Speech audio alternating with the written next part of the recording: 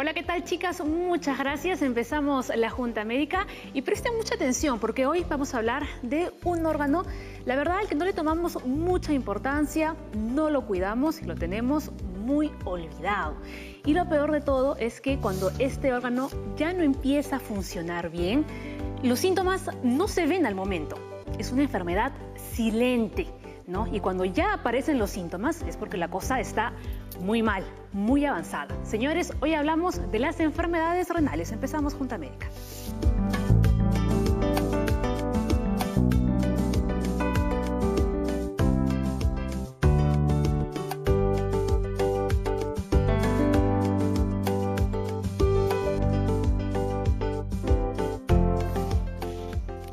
Arrancamos el programa y ya tenemos hashtag y es Cuida tu riñón, porque así es, vamos a hablar de nuestros riñones, cómo debemos cuidarlos, ¿no? Para evitar caer en cualquier enfermedad. La más peligrosa, una insuficiencia renal.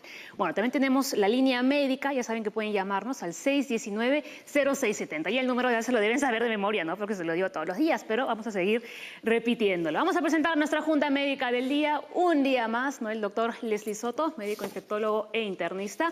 Y también nos acompaña el doctor Cristian León, nefrólogo del Hospital Cayetano Heredia. Doctores, hoy hablamos de los riñones, ¿no? Un tema muy importante, como decía al inicio, nos tenemos olvidados realmente, ¿no? ¿Qué pasa con nuestros riñones? Vamos a darles más información acerca de las enfermedades renales, así que abran bien los ojos, las orejas también. Cuando los riñones están dañados, no pueden filtrar la sangre como deberían. La diabetes y la presión arterial alta son las causas más comunes, ¿no? De la enfermedad en los riñones. Y por último, los síntomas de enfermedad renal aparecen muy tarde. Esto es cierto. Aunque el daño es permanente, se pueden tomar medidas para proteger nuestros riñones. Y ahora sí, doctores, ¿por qué es tan importante nuestros riñones? ¿Por qué son tan importantes? Me vas a permitir que me tome la palabra, pero realmente los riñones son un órgano crítico para el normal funcionamiento del organismo. En general, casi todos los órganos nobles del cuerpo, llámese corazón, hígado, pulmón, están hasta cierto punto relacionados con el riñón.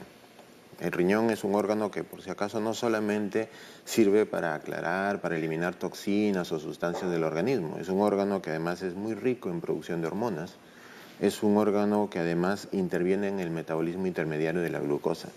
Por ende es que cuando existen problemas en el riñón, estos rápidamente se reflejan en otros órganos, llámese el corazón, el pulmón, el cerebro, y eso hace pues que la función del riñón sea una situación crítica para que el cuerpo funcione normalmente. Claro, no es que solamente es el problema ahí, ¿no? Sino que al final se va generalizando. Se vuelve un problema, como nosotros llamamos, un problema sistémico, ¿no es cierto?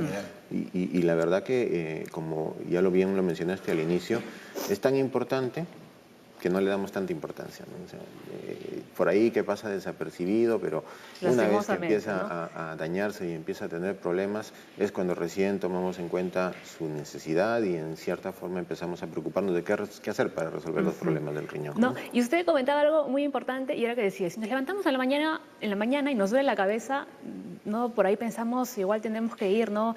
Al médico, ¿no? Para que nos haga un chequeo, lo mismo si quizás tenemos algún problema con el corazón, pero si notamos algo con los riñones, no lo hacemos. No, en realidad uno no se levanta preocupándose, oye, ¿qué voy a hacer hoy día? Siento que mis riñones andan mal. Eso no pasa, a menos que ya empiecen a darse síntomas que desafortunadamente significan que la función renal ha llegado a un punto que casi siempre es irreversible y que casi siempre deviene en una situación muy temida que es la diálisis, ¿no? Y es que eso es lo más complicado, ¿no? Porque a diferencia de otras enfermedades, cuando vemos los síntomas, digamos, es porque son unas señales de alerta, ¿no? Que algo está empezando, que algo está funcionando mal. Pero en el caso de los riñones, cuando ya vienen los síntomas es porque ya está avanzado. Claro, cuando comenzamos a tener, por ejemplo, una orina que está con mucha espuma, decimos que estamos perdiendo proteínas. Cuando viene una orina de color rojo, estamos perdiendo sangre. Entonces ya hay un daño ya en el riñón mismo y ahí cuando la gente recién se da cuenta.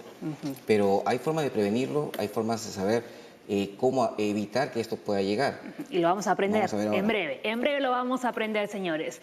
Tenemos hashtag, ya se los decía, y es Cuida tu riñón. Así que ya sabe, cualquier duda, escríbanos a las redes sociales. Vamos a ver nuestro caso. Usted está bien grave, me dice. Su riñón está trabajando solamente el 10%. Se me quitó las ganas de comer y no tenía ganas para trabajar.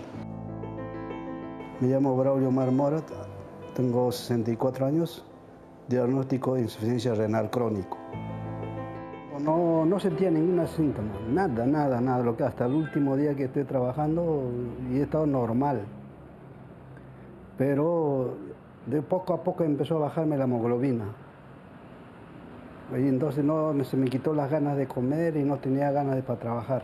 En la clínica japonesa me tomaron unas ecografías, unos análisis de todo. Mi señor me dice, usted está mal. ¿Por qué viene ya tan tarde? Me dice, no, usted está mal, tiene que hacerse diálisis.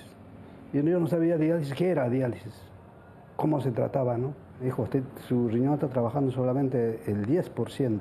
Me dieron pastillas, así como decía tiamina, todo lo que es pastillas para desinflamante para los riñones. Y estaba 6 semanas cumpliendo y me caigo y se rompió todo. Y casi pierdo el brazo porque ese poquito se negreó. Y se había roto la fístula y otra vuelta cortaron, anularon todo eso. Entonces ahí se me vino todas las complicaciones, me hizo una bronconeumonía. Ya me fui al hospital, ya en el hospital no, me dijo, tienes que dializarte, urgente, me dice. Ya yo no quería, señorita. Bien, ahí está, doctores, ¿no? El señor Braulio es el claro ejemplo, ¿no?, de que cuando los riñones están fallando al principio no avisa, ¿no? Ya lo decía él, no tenía nada, cero síntomas, y cuando finalmente llegó al médico le dijeron que ya estaba casi grave, que funcionaban sus riñones al 10%. Ahora, el señor ha dicho dos cosas que son muy importantes y que vale la pena que la población lo tome en cuenta, ¿no? Él ha mencionado de que un síntoma que suele presentarse, no en estadios tempranos, pero que sí alerta la posibilidad de un problema renal es la falta de apetito. Esa es una de las cosas que suelen manifestarse cuando ya la función renal está bastante deteriorada, pero aún no ha llegado todavía a la situación final de necesidad de diálisis. Y la otra cosa que él seguramente lo habrá visto y en todo caso lo habrán estudiado es el tema de la anemia.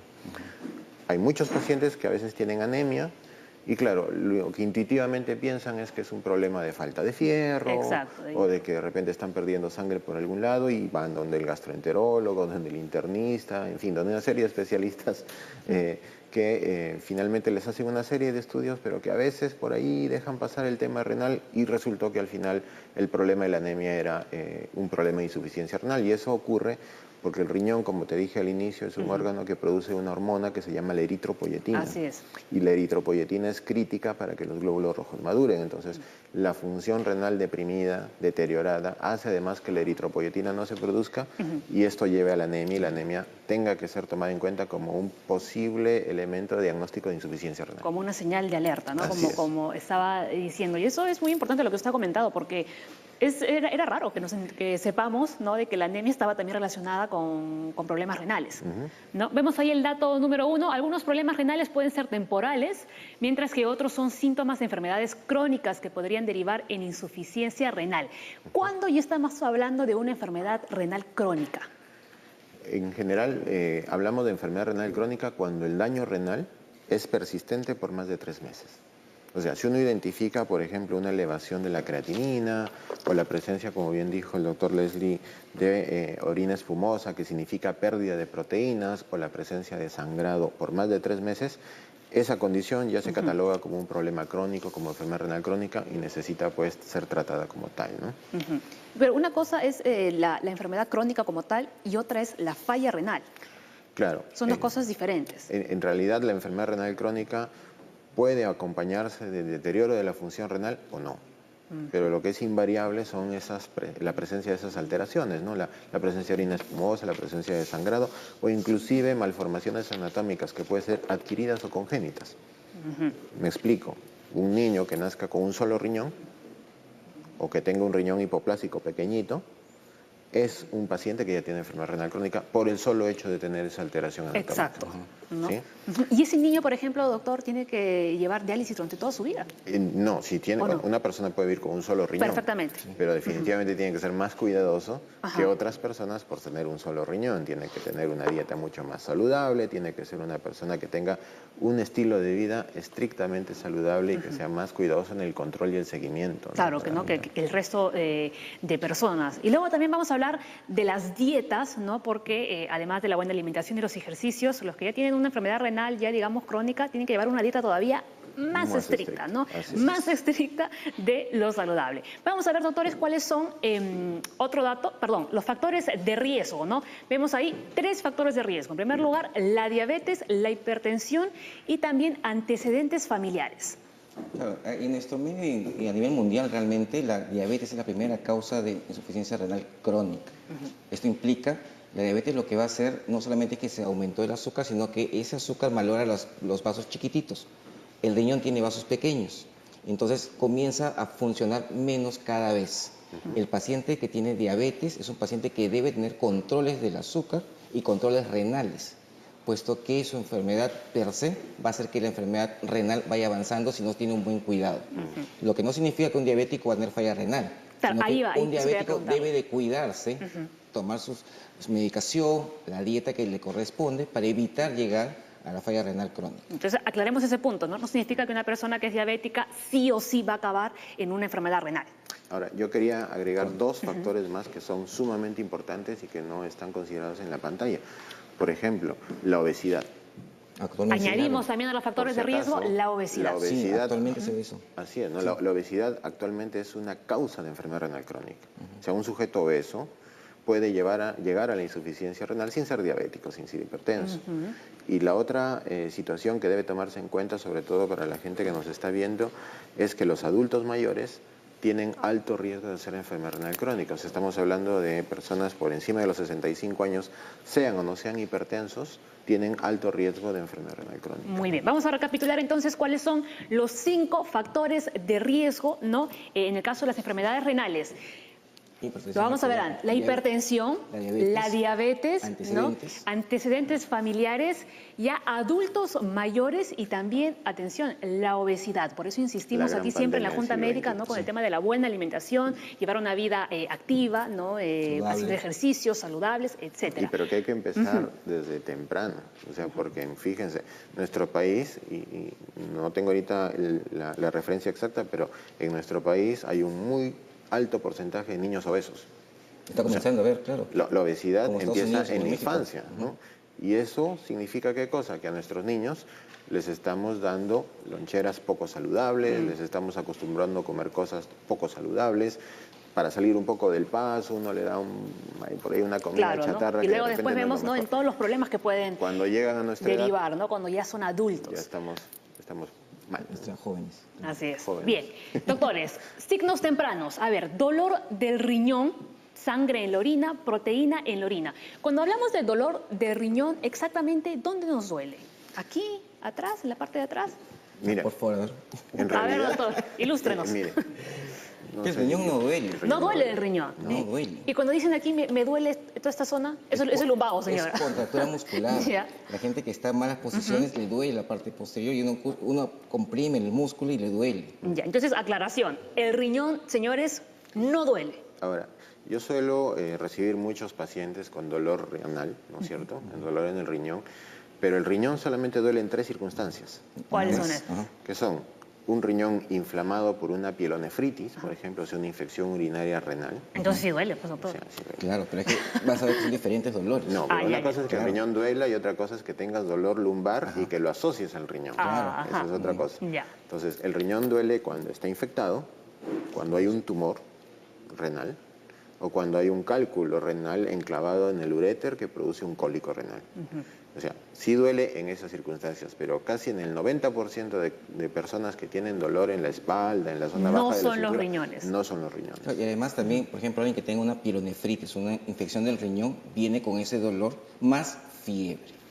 O sea, viene con algo más. El que tiene cálculo tiene un dolor acá que se va hacia la parte genital. Entonces, tiene más cosas. La gente que y cuando el riñón está infectado, ¿dónde duele? ¿Aquí mismo? En la zona, sí, en la zona baja de la espalda. En la zona baja de la espalda. Claro, y hay movimientos y maniobras que uno hace para saber si es riñón o es músculo. Entonces uno puede diferenciar. Perfecto, muy bien. Ha quedado claro entonces. Hacemos esta primera pausa en Junta Médica, ya lo sabe, estamos en vivo. Llámenos y tenemos también hashtag yo cuido mi riñón. No, cuida tu riñón, perdón. Pausa.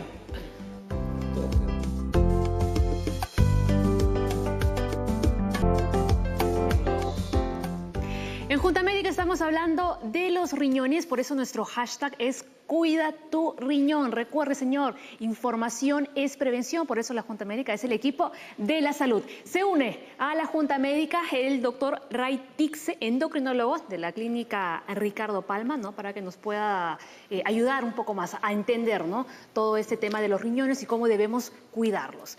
Bien, estamos aquí, doctor, vamos a ver cuáles son los tipos, ¿no? de enfermedades renales que podemos encontrar en nuestros riñones. Bueno, en realidad, cuando uno habla de enfermedad renal, habla de una gran variedad de enfermedades, ¿no? Donde la enfermedad tal vez más representativa y la que mayor problema a la salud pública aporta es la insuficiencia renal crónica.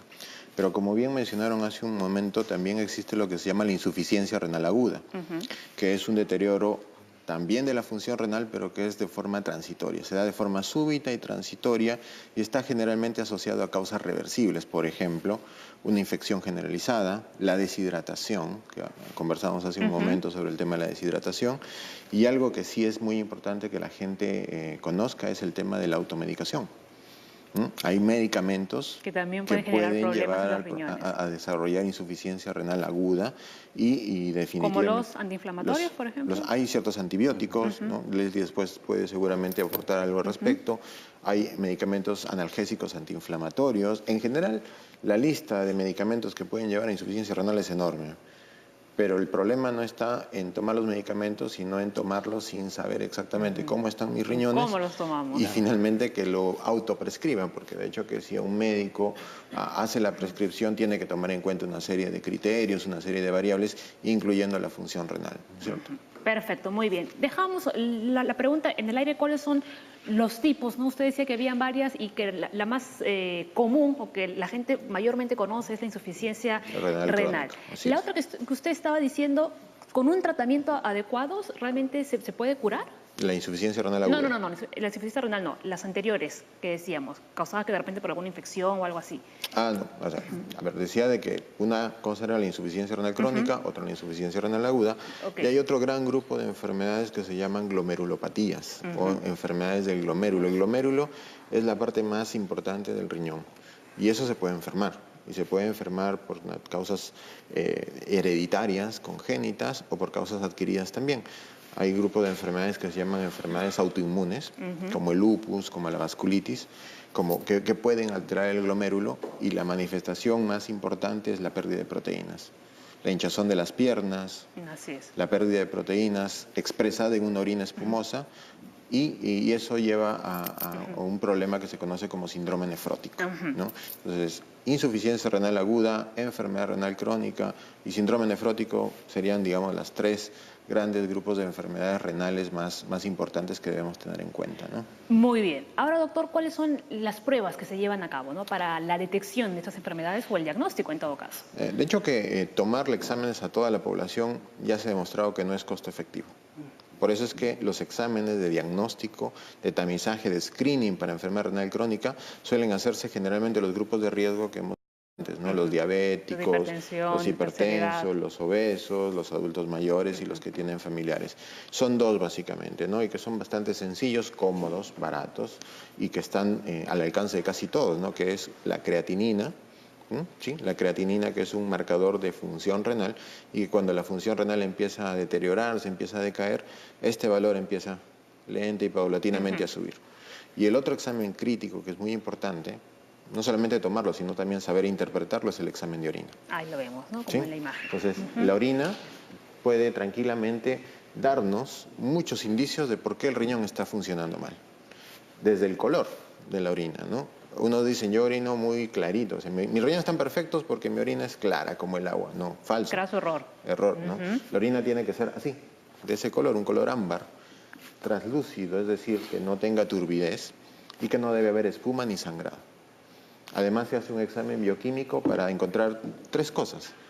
La presencia de proteínas, que el examen de orina lo puede identificar, la presencia de glucosa, que es un indicador tanto en el caso de los diabéticos de una diabetes mal controlada, y la presencia de sangrado, que también es un indicador de daño renal. Entonces, entre la creatinina y el examen completo de orina, se puede llegar a identificar a pacientes con enfermedad renal, que obviamente si tú llegas a identificarlos necesitan evaluaciones mucho más especializadas, pero al menos ya identificaste quién puede estar sufriendo de enfermedad renal y que necesita una atención más especializada, profunda. ¿no? Pero otra cosa que hemos aprendido, ¿no? No solo las personas que tienen problemas renales, ¿no? Como usted decía, doctor, tienen la orina de un color medio rojizo, sino que también puede suceder lo contrario, los que tienen la orina demasiado clara, ¿no? O incluso hasta blanquecina. No, luego vamos a ver una consulta en las redes sociales que tiene que ver con este tema. Ahora sí vamos a ver a Aura, a ver en dónde ha estado el día de hoy.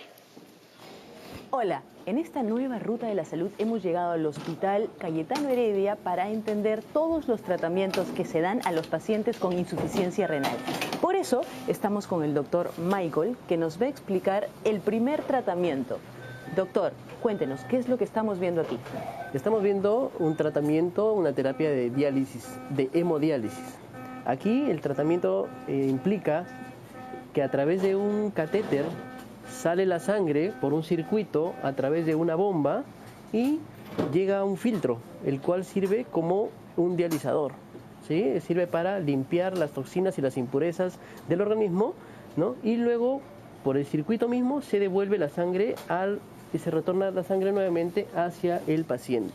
Doctor, ¿cuánto dura este proceso? Este tratamiento dura 3 horas a 3 horas y media, dependiendo del paciente, 3 veces por semana. Ese es el tratamiento habitual. Esta es una diálisis aguda. El paciente llega por una emergencia con urea y creatinina muy elevadas y se hace el tratamiento a través de un catéter temporal. Posteriormente se hace a través de una fístula, ya la terapia crónica. Una fístula es una unión de una arteria con una vena por donde también se realiza el tratamiento de hemodiálisis. Doctor, en esta segunda terapia, ¿qué es lo que estamos viendo? Estamos viendo la terapia de reemplazo renal a través de diálisis peritoneal, que significa que se coloca un catéter que va a acceder al peritoneo, que es la capa que recubre a todo el abdomen, en donde se infunde líquidos de diálisis para hacer el intercambio y la purificación de las toxinas, ¿sí? Entonces, lo que se hace es infundir cierta cantidad de líquido, que es ese líquido de diálisis peritoneal, al abdomen. ¿No es cierto? Ella está llevando una terapia específica que es durante toda la noche. Ese es el catéter, ¿no? Y ingresa a la zona del abdomen, ¿no? Solo para saber, ¿este proceso es doloroso, doctor? Creo que todos queremos saberlo. No duele.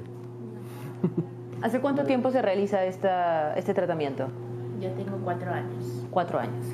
Es una terapia muy fisiológica, no hay caída de la presión arterial, le permite nutrirse mejor, ¿no es cierto? Y no hay contacto con la sangre.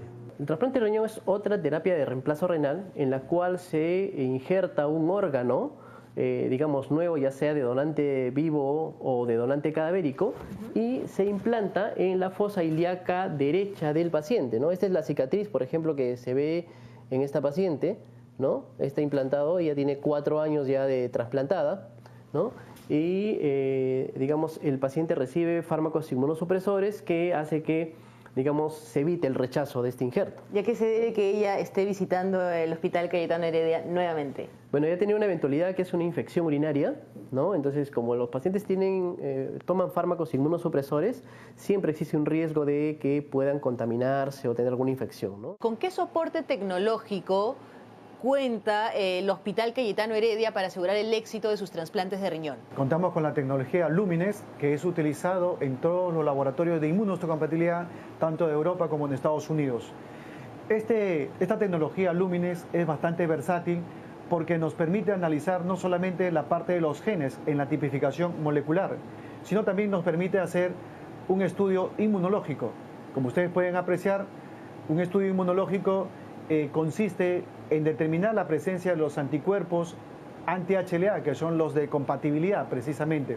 Si una madre decide donarle un riñón a su hijo, ese parentesco no asegura una compatibilidad al 100%. Así es, no asegura una compatibilidad al 100%, es por ello que tenemos que hacer los análisis moleculares, es decir, evaluar sus genes HLA que son de compatibilidad y también la parte inmunológica por parte del receptor, lo cual nos va a garantizar la sobrevida del injerto. ¿Cuántas operaciones de éxito ha tenido el Hospital Cayetano Heredia? El Hospital Cayetano Heredia comenzó su programa de trasplante en el 2007 y hasta el momento se cuenta con 114 pacientes trasplantados, lo cual garantiza un éxito del 98%.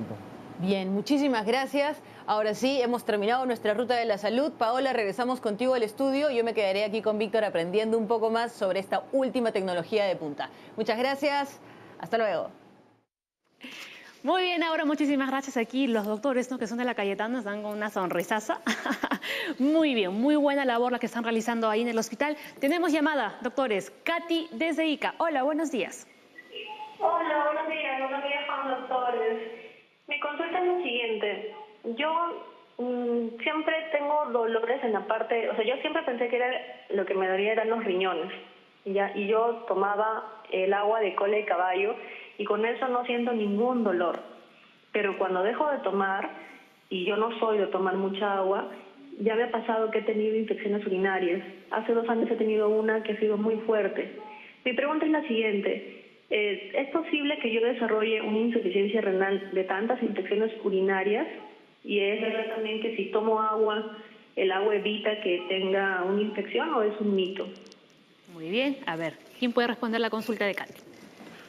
Doctores, a ver. Sí, se supone que si ella está tomando líquido, ese riñón está funcionando adecuadamente. ¿Okay? Si no está tomando líquido y tiene una bacteria en el tracto urinario y no toma líquido, no va a orinar, entonces va a condicionar a que haya infecciones urinarias. Entonces lo que ella debe de hacer es ir al médico, hacer sus controles de examen de orina completo, un examen de urea y creatinina para chequear cómo está la función renal y de acuerdo a eso comenzarse a tratar. Si tiene infecciones urinarias a repetición hay que cortarlas, no hay que sigan, va a conllevar pues, a que ese riñón comience a maltratarse, a malograrse. Pero podemos evitarlo dando un tratamiento adecuado dirigido por un médico. ¿Por qué? Porque hay fármacos, como mencionaba Cristian, que son nefrotóxicos. Y ese fármaco nefrotóxico que hace daño al riñón, uno lo puede dar en forma ordenada, adecuada, porque va a mejorar el tratamiento, pero mucha gente lo hace por su cuenta y sin querer queriendo lo que están haciendo es dañando su riñón constantemente. Entonces, un consejo a la televidente es que vaya al médico, una evaluación completa de la parte renal y de acuerdo a eso el tratamiento que va a conllevar a que esté mucho mejor. No, así que ya sabes, Katy, ¿no? Puedes buscar al doctor Cristian. A lo que bien dice Leslie es que las infecciones recurrentes crónicas sí pueden llevar a la enfermedad renal crónica, porque una infección urinaria recurrente puede devenir en una condición que se llama pielonefritis crónica, y la pielonefritis crónica sí puede terminar en insuficiencia renal. Ahora, los niños que hacen infecciones urinarias recurrentes tienen mucho más riesgo de que ese riñón termine insuficiente. ¿Por qué? Porque por cada infección urinaria se le forma una cicatriz. La suma de cicatrices en un riñón de un infante terminan por dañar el riñón y llevar al desarrollo de insuficiencia renal. El hecho de que tome líquido es una buena medida para prevenir infecciones. Y bien lo mencionó Leslie también, si uno toma líquido y mantiene una orina fluida, entonces la probabilidad de contaminación local de la vía urinaria con el tracto genital es menor. Así es. Que sí. Muy bien. Señores, hacemos una nueva pausa en Junta Médica. Al volver, ¿no? Venimos con usted, el doctor Ray, y también contestamos todas sus consultas en las redes sociales. Ya regresamos.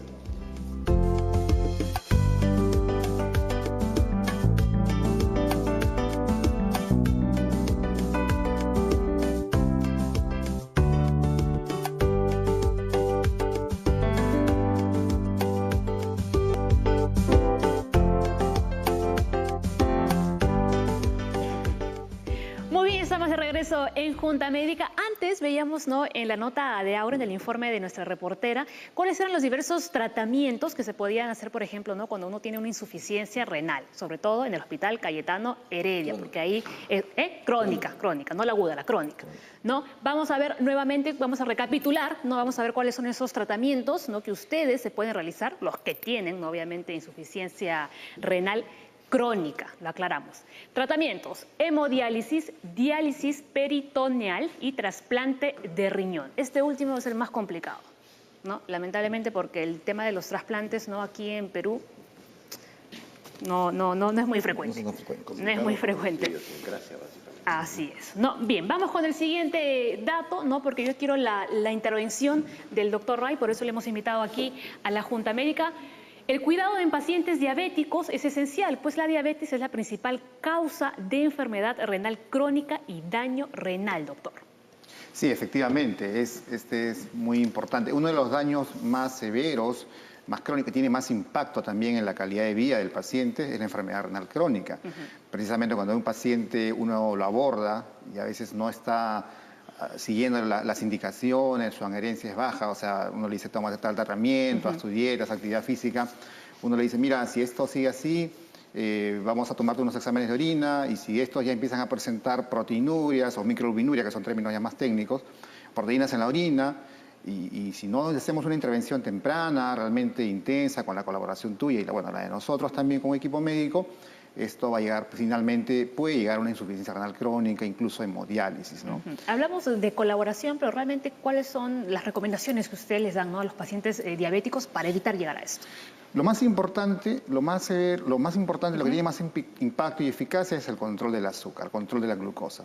Ya sea por la dieta, o sea, evitar el exceso de carbohidratos, llámese papas, fideos, arroz, ¿no?, o dulces, y ya sea también con los tratamientos farmacológicos, generalmente con los fármacos que se brindan en los hospitales, el hospital generalmente, en este caso Cayetano Heredia, por ejemplo, y que tienen en realidad en todo el MINSA, ¿no? Entonces, todo esto hace que los controles de glucosa en sangre, que son periódicos, estén dentro de los rangos recomendados, ¿no? Por ejemplo, en ayunas debería ser en un paciente con diabetes entre 100 y 130 miligramos por decilitro, ¿no?, en ayunas. Y los otros controles que también se tienen que hacer de manera regular es la hemoglobina glicosilada. ¿Estos controles cada cuánto tiempo deben ser? La hemoglobina glicosilada es entre 3 a 4 meses, al año por lo menos 2 veces en todo caso. Y como mínimo. Claro, como mínimo, porque la hemoglobina glicosilada, o sea, la glucosa nos va a decir cómo estuvo la glucosa ese día, digamos. En cambio, la hemoglobina glicosilada nos va a indicar cómo estuvo en los últimos 3 meses. O sea, nos indica como ya todo un patrón de cómo estuvo ese control. Entonces, esto es bastante importante, ¿no? Más allá de lo que ya se ha mencionado, ¿no?, el consumo de agua, que nos va a ayudar, y evitar las infecciones repetitivas, los controles médicos. En un paciente con diabetes es de mucho impacto controlar la glucosa. Lo otro también es controlar el colesterol, ¿no? También el colesterol, y la obesidad y el colesterol también afecta al riñón, entonces esos también van a tener un impacto en su manejo, ¿no? Ya sea con actividad física y la misma dieta. Que parece algo trillado, algo ya como que ya es conocido, pero que pocos hacemos, ¿ah? Lo más complicado es el cambio de conducta. Generalmente uno tiene ya un hábito, un estilo de vida, una costumbre, uno ya tiene ciertas costumbres en cuanto a comer, si se siente triste, se siente alegre, o quiere celebrar, o quiere compartir, tal. Entonces, eso es lo más difícil, lo más tedioso, y ahí no tenemos que ser empáticos también con el paciente, ¿no?, para que esto sea de manera progresiva. Así es, eso es lo más complicado, ¿no? Pero poco a poco, sí, vamos avanzando, pasito a pasito. Hay una cosa, Paola, que los pacientes diabéticos hacen y están muy mal hechos, es que no toman sus pastillas, se toman un control de glucosa y van al médico y dicen, mire, tengo 120. Y ellos piensan, pues, que está perfecto. Y la hemoglobina glicosilada es una forma de ver en esos 3 meses cómo estuvo realmente el azúcar. Y ahí nos damos cuenta, pues, que el paciente no está tomando su medicación. Entonces, es una forma que nosotros controlamos a los pacientes, aunque ellos nos quieran sacar la vuelta porque no les gusta tomar sus pastillas. Ustedes lo pueden detectar de todas formas. Claro, y incidir porque el tomar su medicación hace que, conjunto con además el régimen alimenticio y el ejercicio, evitar que avance la enfermedad. Hay un tema que sí vale la pena comentar, y es algo bien peculiar con los pacientes diabéticos y con la enfermedad renal. Y es que cuando ya llegan a estadios bastante avanzados de enfermedad renal crónica, los diabéticos, sus niveles de glucosa se suelen normalizar. Y el paciente erróneamente cree que se ha curado de la diabetes, cuando en realidad lo que está pasando es que la diabetes lo ha llevado a una situación de enfermedad renal avanzada, terminal, que hace que no requieran en realidad tanta medicación antidiabética y generan una percepción errónea de pseudocuración. No sé si puedes comentar algo. Sí, o sea, el paciente piensa que se ha curado y ha ocurrido todo lo contrario, está peor todavía. Y otro hecho que también pasa es que cuando una persona recién está con diagnóstico de diabetes, digamos, no tiene un compromiso severo en la función renal, no puede usar una serie de fármacos. O sea, no tiene limitación para usar fármacos, o sea, una serie de tratamientos farmacológicos, insulina, todo. Y a veces el paciente está, aún así no controla, está con la glucosa muy alta y uno le dice hay que usar insulina y hay cierta negación. Sin embargo, ya cuando la enfermedad se hace más severa, la enfermedad renal, es paradójico, que el único tratamiento prácticamente que se puede usar es la insulina. Exacto. O sea, lo que tanto temió, lo que tanto hace el médico, al final lo tiene que acabar utilizando. Y es lo único que le puede dar. Muy bien. Vamos a ver, ¿no? ¿Qué más cosas nos estuvo contando el señor Braulio, ¿no? Y cómo realmente ha afectado esta enfermedad en su calidad de vida. Durante 3 años estaba tomando así como alternativas, así como me hicieron hasta todos los extractos, todo ese penca de tuna, sábila, todo lo que venden medicinas así, naturistas, he estado tomando, pero ya no he podido, digamos, ganarle esa enfermedad, ya. Ya entonces de poco a poco empezó a hincharme los pies, entonces como yo trabajo 12 horas al día, entonces me empezó a hinchar los pies. He probado, por ejemplo, así como penca de tuna, sábila, hasta uyuco, que he tomado extracto, que es bueno para los riñones, dice, he tomado, pero me hacía un poco de efecto, pero no, ya no podía. Después he tomado la moringa, que es moringa, una naturista que es moringa, me recomendó nada tampoco. Ya que hasta el final ya estaba en las últimas, ya otro síntoma que me empezó, que no podía comer, ya ni una cuchara, me empezó a arrojar. Mareos, arrojaba todo durante un mes, todo sin comer ni una cuchara. Todo arrojaba, entonces ya me fui al hospital a internarme ya, porque ya no podía ni caminar, porque subía una escalera no podía.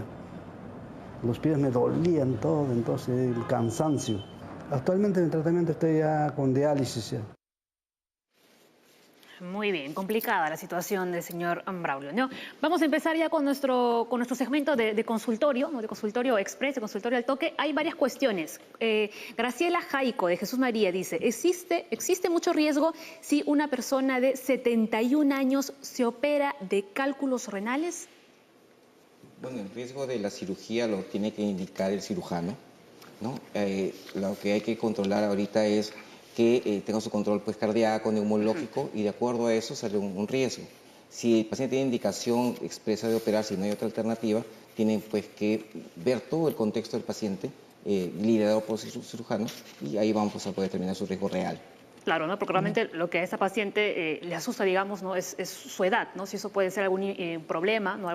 Por eso la evaluación es completa previo a la operación. Entonces, digamos que si el cirujano ha optado por este tratamiento, por esta forma, es porque las demás... O sea, llama al cardiólogo, el cardiólogo dice, sí, puede pasar. Llama al neumólogo, está muy bien esto. Y en el caso, por ejemplo, tuviera diabetes, muchos pacientes dicen, tengo diabetes, ¿me puedo operar o no me puedo operar? En realidad, lo importante es controlar la glucosa. Entonces, va a ir con su médico tratante, el endocrinólogo, el médico internista, le controla la glucosa y puede tener una operación, ¿no? Perfecto. Otra consulta. Loida Quesada, desde Surco, dice que desde hace 6 años tiene síndrome nefrótico membranoso. Ahora mismo está controlado, pero su consulta es si esto a la larga puede terminar en una diálisis, Te comenté hace un momento de que otra de las grupos de enfermedades renales que suele presentarse es el síndrome nefrótico. Y una de las causas del síndrome nefrótico es la nefropatía membranosa, que de hecho es la nefropatía más frecuente en la mediana edad. Ahora, esta enfermedad tiene un curso que, digamos, puede devenir en la cura total de la enfermedad, la remisión parcial de la enfermedad o la evolución a la insuficiencia renal terminal. Si ha respondido al tratamiento médico que suele indicarse para este tipo de problemas, sus probabilidades de llegar a diálisis son bajas. Pero si persiste perdiendo proteínas en cantidades significativas, definitivamente siempre existe el riesgo de que puede llegar a necesitar terapia dialítica en un futuro lejano, diría yo, porque es una enfermedad de evolución lenta y el pronóstico a mediano o largo plazo depende de si remitió o no a la enfermedad, al tratamiento inicial y de la persistencia de la pérdida de proteínas. Claro, porque aquí la paciente nos comenta de que está controlado eso, ahora mismo. Si está controlado significa que la proteinuria ha remitido, que la función renal está estable, entonces su riesgo es bajo. Pero sí tiene que saber de que esta enfermedad siempre tiene la posibilidad de volver a aparecer, o sea, de recurrir, de recidivar. Exacto. Y eso aumenta sus probabilidades de que eventualmente llegue a la enfermedad renal con necesidad de diálisis, ¿no? Muy bien, perfecto. Esos controles. ¿No? Importantísimo. Claro, el control es totalmente importante para ese tema. Muy bien, más consultas en las redes sociales. Tenemos hashtag y es Cuida tu riñón. Karim Bernaola dice, ¿qué significa si el color de mi orina es blanquecino como si tuviera talco y ahora me da fiebre? Okay. Esa percepción de una orina con contenido como talco se llama fosfaturia. Y eso significa que la persona está eliminando grandes cantidades de fósforo en la orina y eso está condicionando posiblemente la aparición de cálculos.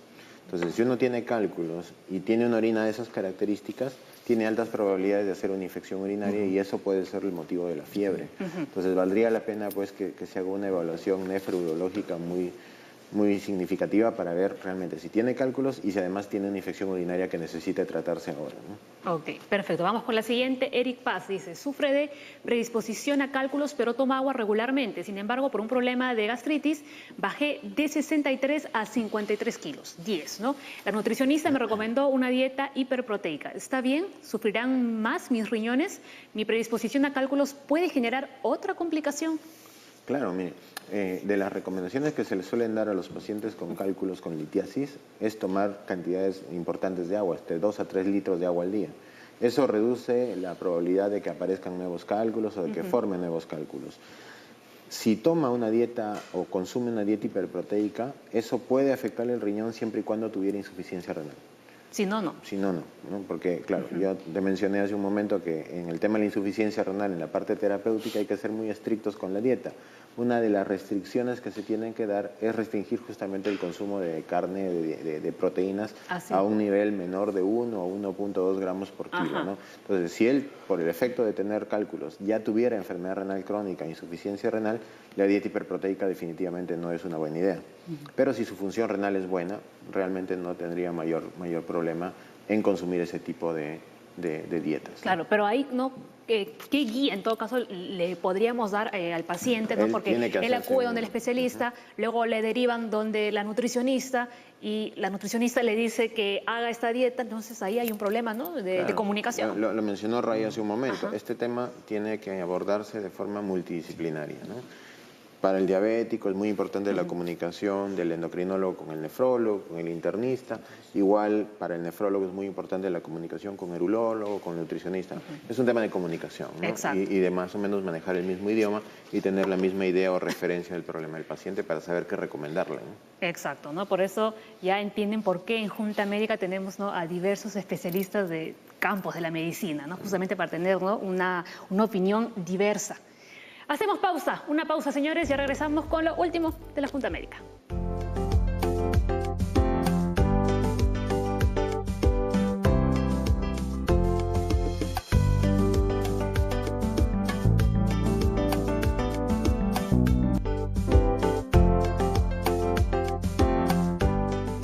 Bien, vamos con una de la parte fundamental, ¿no?, del programa de Junta Médica, y son las recomendaciones. ¿Cómo podemos cuidar nuestros riñones? Pues ahí van. Controlando, en primer lugar, la presión arterial, ¿no? Punto número 1, lograr meta de glucemia si tiene diabetes, aspirar a un peso saludable, dormir suficiente. Esto es un poquito complicado, ¿no?, el de dormir suficiente, ¿no?, hoy en día, y dejar de fumar. Importante. Yo le agregaría además hacer actividad física regular, ¿no? Mantener un peso, no como dice Leslie, y lo acota muy bien, no aspirar, sino llegar a tener un peso saludable, ¿no? Y sobre todo hay un tema ahí que no lo han colocado, pero creo que es crítico y vital en este momento, que es el tema de la sal. Así es. Ahora justo íbamos a hablar, ¿no?, del tema de los alimentos, la temida sal. Así es, ¿no? La sal es un tóxico muy potente, no solamente para el riñón, sino para el corazón. Y estamos peleando para tratar de implementar medidas ya a nivel de salud pública en general para reducir la cantidad de sal en la dieta de las personas, ¿no? Doctor, ¿y cómo convence usted a sus pacientes, ¿no?, de, por ejemplo, de alguien que le gusta comer demasiada sal, de que finalmente tiene que disminuir, ¿no?, la ingesta? Una de las cosas importantes que tener en cuenta es que la comida peruana es bastante salada, bastante salada, y precisamente condimentada, tiene bastante contenido de sal. Es un poco explicarle que hay alimentos que consumimos de manera regular y no sabemos que tiene sal. Claro. Por ejemplo, la galleta vainilla, por ejemplo, uno dice debe tener poca sal, es dulce, tiene sal. La galleta solar, el pan también tiene un contenido de sal. Entonces, brindarle ejemplos con los cuales él no cree que esos contenidos alimentarios tienen, digamos, sal, mencionarles, ¿no? Incluso esto tiene 4 gramos, tiene 3 gramos. Bueno, y efectivamente eso te va a producir daño en el riñón. La mayor carga de sal aumenta la presión arterial, aumenta la filtración a nivel renal, lo sobrecarga, ¿no?, la función el riñón. Entonces, y aún así, si la persona tiene diabetes, esta aún se complica más. Ahora, respecto a lo que mencionabas, Paola, por ejemplo, dice si tiene glucemia, si tiene diabetes, controlar la glucosa si tiene diabetes. En realidad, incluso en los prediabéticos, o sea, en personas que tienen la glucosa ya un poco alta, sin llegar al rango de diabetes, ya también se ha visto o se sabe que tienen daño renal, ¿no? Daño renal proteinuria, microalbuminuria, pequeñas porciones de proteínas en orina, ¿qué significa que ese riñón ya está enfermo, ¿no? O sea, no bastaría llegar a tener diabetes, incluso hay que evitarla misma. Claro, ¿no? Antes. Doctor Soto. Sí, los alimentos nuestros tienen bastante sal. En teoría no deberíamos agregar sal a la comida, pero estamos mal acostumbrados desde chicos. No, el tema es que a veces hay algunas comidas ya que de por sí ya están muy bien de sal, pero puede que la persona lo pruebe y diga, no, es que le falta todavía, y le sigue echando más de la que ya tiene. Hay una, sin ir muy lejos, por ejemplo, el Callao, creo que nos da un muy buen ejemplo de cómo podemos mejorar esto, ¿no? En el gobierno regional del Callao lo que ha hecho es dar una disposición para que en todos los restaurantes de esa zona se quiten los saleros de las mesas de los restaurantes. O sea, ningún restaurante, salvo, bueno, alguno que otro que le saque la vuelta a la ley, pero están impedidos de poner saleros en las mesas. Ese es un punto. Y el otro punto, que ya se ha hecho en Europa, por ejemplo, es alentar al gremio de panaderos a reducir la cantidad de sal que le ponen a la masa de pan. Ray lo comentaba muy bien, una pieza de pan francés o pan ciabatta o el pan que quiera comer, una sola pieza tiene 6 gramos de sal. Que ya ¿Cuántos gramos de sal deberíamos consumir al día? Alrededor entre 6 a 12 gramos. 6 a 12 gramos, o sea, ya solamente o sea, con un pan ya cumplió ¿no? todo lo Exacto. que se necesita de sal al día. Entonces, en Europa, ¿qué han hecho? En Europa han llegado a establecer una norma, una política donde los panaderos, por cada kilo de masa de pan, solamente utilizan 20 gramos de sal, cosa que cada pieza de pan tiene 2 gramos. ¿Qué pasa si tú le quitas la sal al pan? Bueno, el pan sale como el pan europeo, que es un pan medio duro, difícil a veces de comer. Pero, de masticar. De masticar, pero de hecho que una medida como esa ha hecho que en el tiempo la reducción de enfermedades cardiovasculares y renales en Europa han sido significativas. Muy bien, ¿no? Deberíamos tomar esos ejemplos, ¿no? Lo otro que también se está haciendo estudios sobre agregar potasio a la sal también. Como antes se agregó el yodo, antes había mucha deficiencia de yodo, mucho bocio acá en el Perú. Así es, justo ayer estábamos hablando Así es, y ahora también sale el potasio porque este es un protector también para evitar la hipertensión arterial. Muy bien. Doctores, las conclusiones finales. Todo paciente que tiene algún familiar o alguna enfermedad crónica como la diabetes o hipertensión debe acudir al médico para poder hacerse evaluaciones en forma periódica. Las enfermedades crónicas como presión alta o diabetes hay que tomar la medicación de por vida. Esto implica que por más que yo deje de tomar mi pastilla y yo piense que estoy bien, no estoy bien. Estoy bien porque la pastilla me está ayudando o el tratamiento adyuvante, la dieta y ejercicio. Eso hay que tenerlo de por vida porque eso va a evitar que los dos órganos, sobre todo el riñón que es fundamental, se pueda lastimar. Un control adecuado de lo que uno tiene hace que uno esté bien para toda la vida. Muy bien, doctor Cristian. Yo creo que no hay ningún misterio ni cosas extraordinarias que hacer para prevenir o tratar las enfermedades renales. En realidad, el éxito está en tener un estilo de vida saludable, o sea, ser una persona saludable. Y ser una persona saludable significa lo que hemos conversado, ¿no? Comer apropiadamente, hacer actividad física y mantener un peso corporal adecuado. Muy bien. Es la clave, señores. No hay más misterio. Así de simple. Y doctor Ray. Finalmente, bueno, ya en el caso de las personas con diabetes, muchas veces tienen ese mito. Dicen que la insulina les va a producir, el uso de insulina les va a producir enfermedad renal. Uno dice, tienes tu glucosa muy alto y tenemos que controlar, ya no solo con pastillas es suficiente, hay que agregar este fármaco.